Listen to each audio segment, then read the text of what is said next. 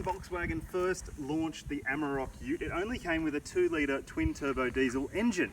How things have changed. People pointed and laughed at it back then. Now it comes with a 3-litre V6 turbo diesel with a huge 580 Newton meters of torque and 200 kilowatts. That's a lot.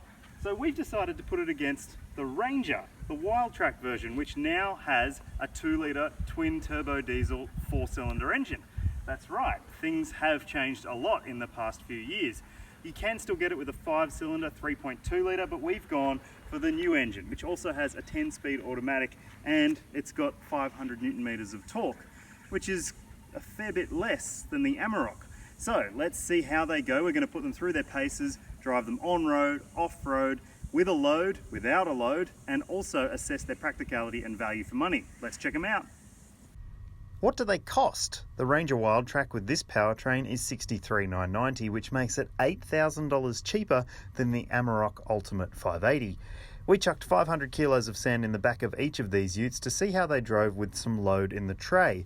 It was clear that the Ranger's tray is considerably smaller than the broad-shouldered Amarok's, and the Ford didn't deal as well with the weight. It had less composed suspension, but the power on offer in both was pretty good. Then it was time to drive without weight. First, the Amarok. When it comes to driving the Amarok, the only thing you need to know is that the engine is fantastic. It offers so much pulling power, it's so refined, and it certainly doesn't feel like a commercial vehicle to drive in that respect. There is a little bit of turbo lag to contend with, sure, and it's more exacerbated than what you'll find in the twin-turbo Ranger, but by golly, it is fantastic. It's a terrific drivetrain. The automatic does a really good job. It knows what it needs to do in pretty much every situation, and it just makes the whole drive experience really, really likable. Some of the downsides though are that the steering is very heavy at low speeds, so you will find yourself wrestling with the wheel quite a bit, and that's exacerbated by the big wheels and low profile tyres, no doubt. There's no denying that the ride comfort of the Amarok is better than the Ranger in rounded terms, although it does sort of fall into bumps a little bit and it does feel quite heavy on the road, but because it's got a wider track, it feels better planted on the road. And the all-wheel drive system, it's really, really well sorted, and it means you don't have to worry about switching when you're on gravel roads. It makes a big difference to the peace of mind that you get. Just drive. That's all you need to do. We didn't do hardcore off-road testing, but the VW felt secure and comfy on unsealed surfaces. Next up was the Ford. There's no denying that the Ranger with this bi-turbo engine and 10-speed automatic is a pretty nice car to live with in day-to-day situations.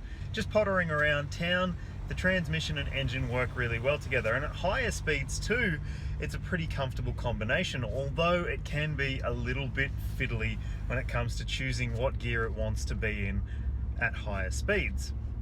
And around town you will notice that it does change gears quite a bit, but that should be expected. There's 10 gears to play with. My favourite thing about the Ranger though is its steering, because it's light and direct at low speeds, but also has a good amount of weight to it at higher speeds. Sure, it might not offer as much feel to the driver's hands as the Amarok steering does, but it's better in almost every other measure. The ride of the Ranger isn't quite as constantly composed as the Amarok, and you will notice that it does have a bit more side-to-side movement over bumps. But as we've said for a long time, the Ranger is pretty impressive, and this twin-turbo drivetrain really just adds to the appeal.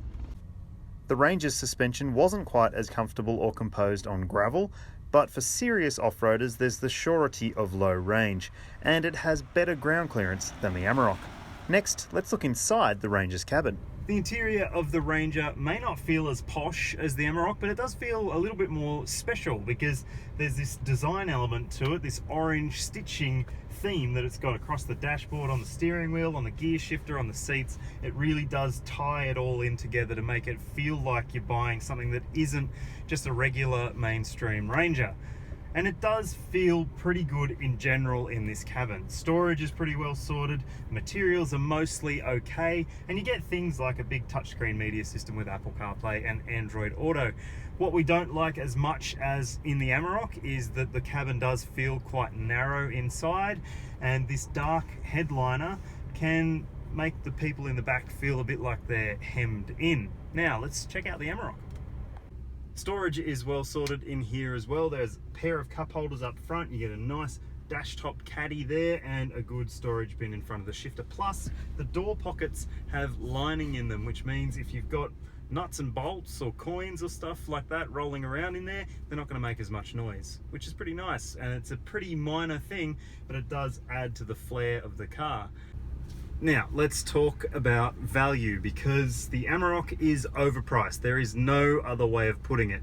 It misses out on some of the stuff that you get in the Ranger, misses out on a lot of the stuff you get in cars that are $20,000 to $30,000 cheaper than it.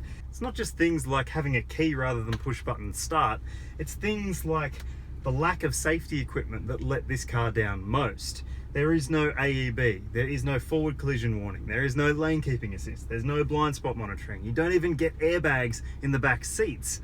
It's really disappointing. But you do get all of that stuff in the Ranger. Adaptive cruise, lane keep assist, auto emergency braking, forward collision warning and rear airbags. It makes it really hard to ignore. While we would love to know, and we bet you'd love to know, what difference there is in terms of towing capability between the Ranger Wildtrak with the 2-litre and the Amarok V6, unfortunately we can't tell you, because while there is a tow bar fitted as standard on this Wildtrak, there isn't one on the back of the Amarok. We asked for one, but it wasn't available. So, at the end of our test, it's pretty clear cut which one is better value out of these two utes, and it's easily the Ford Ranger Wildtrak. It's almost 10 grand less, and you get so much more equipment for your money that it's really impossible to ignore. Look, the Amarok is the one I would prefer to live with every day. I love the engine, the transmission seems better to me in most situations, and the ride is a little bit more comfortable to my tastes anyway. But I can understand why, if you're a family buyer, you would go, no, not interested, no safety stuff, and it's expensive. So I guess that means the Ranger's going to be our winner here.